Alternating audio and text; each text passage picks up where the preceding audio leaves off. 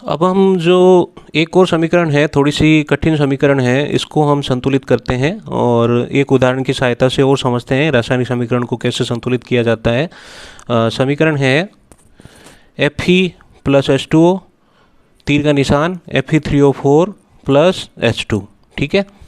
अब सबसे पहले तो इनको ब्रैकेट में कर लेते हैं, मतलब अणुसूत्र में हम किसी भी प्रकार का परिवर्तन नहीं कर सकते। ठीक है। हाँ, अणुओं की संख्या को हम कम ज़्यादा कर सकते हैं। ठीक है, इनको हमने ब्रैकेट में कर लिया। अब तीर के नीचे यहाँ पे सीधी रेखा खींची, ये हो गया लेफ्ट हैंड साइड, ये हो गया राइट हैंड साइड। ठीक है। इधर हो गए अपने क्रियाकारक और इधर हो गए हमारे क्रियाफल। तो समीकरण को संतुलित करने से पहले तो इधर पहले Fe फेरस तत्व के परमाणु इधर हैं एक, हाइड्रोजन के परमाणु हैं H2 यानी कि 2 और ऑक्सीजन के परमाणु हैं 1। ठीक है। तो इधर फेरस लोहा तत्व के परमाणु 1 हैं, हाइड्रोजन के परमाणु हैं 2 और ऑक्सीजन का परमाणु है 1। अब इधर देखते हैं, फेरस के परमाणु हैं यहाँ पे F3, Fe के नीचे 3 है, 3 है, तो ये हो गए 3। और इधर देखिए ऑक्सीजन, पहले हाइड्रोजन ले लेते हैं, हाइड्रोजन के हैं ये देखिए H2, H के नीचे 2, ये हो गए 2। और ऑक्सीजन जो है इसके नीचे हैं 4, तो ये हो गया 4।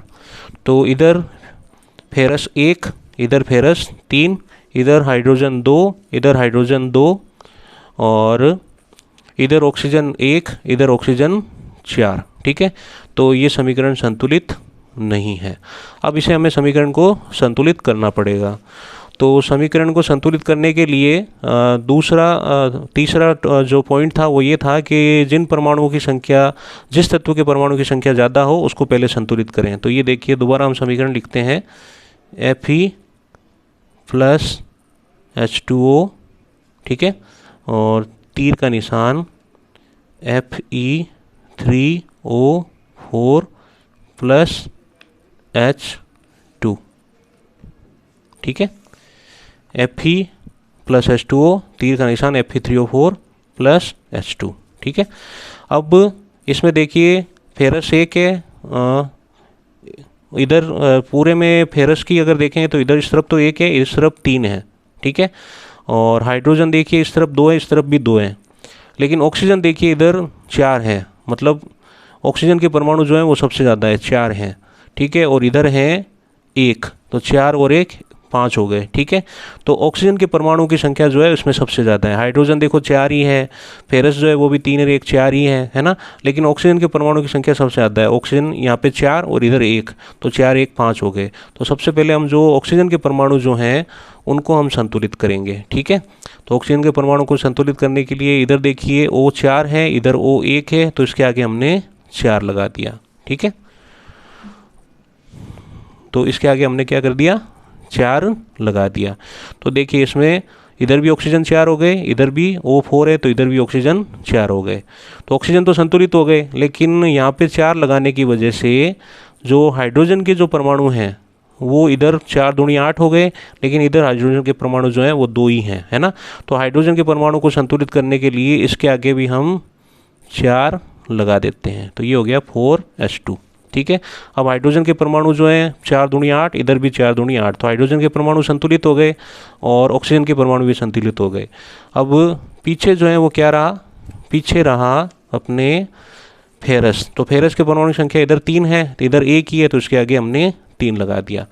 तो दोबारा से बता देता हूँ, तो जो H2O जो है इसके आगे हमने 4 लगाया था, तो 4 लगाने से ऑक्सीजन तो 4 हो गए, इधर भी 4 हो गए, लेकिन हाइड्रोजन जो हैं इधर 8 हो गए, लेकिन इधर 2 ही थे, तो इसके आगे भी हमने 4 लगा दिया। ठीक है। तो इधर भी हाइड्रोजन के परमाणु 8 हो गए, इधर भी 8 हो गए, इधर ऑक्सीजन के परमाणु 4 इंटू 1 4 हो गए, इधर भी ऑक्सीजन के परमाणु 4 हो गए। तो ऑक्सीजन और हाइड्रोजन के तो संतुलित हो गए थे, लेकिन अब हमने क्या किया, फेरस के इधर 3 थे, तो इसके आगे हमने यहाँ पे 3 लिख दिया, तो फेरस के परमाणु भी संतुलित हो गए। अब फिर इसके नीचे हम एक लाइन खींचते हैं, तो इधर पहले फेरस के परमाणु है 3 और हाइड्रोजन के परमाणु है 4 दूनी 8, ऑक्सीजन के परमाणु है 4 इंटू 1 4। ठीक है। अब इधर देखते हैं, इधर भी फेरस के परमाणु 3, हाइड्रोजन के परमाणु 4 दूनी 8 और ऑक्सीजन के परमाणु 4। तो ये समीकरण संतुलित हो गई। तो ये जो है ये हमारी समीकरण है, संतुलित समीकरण है।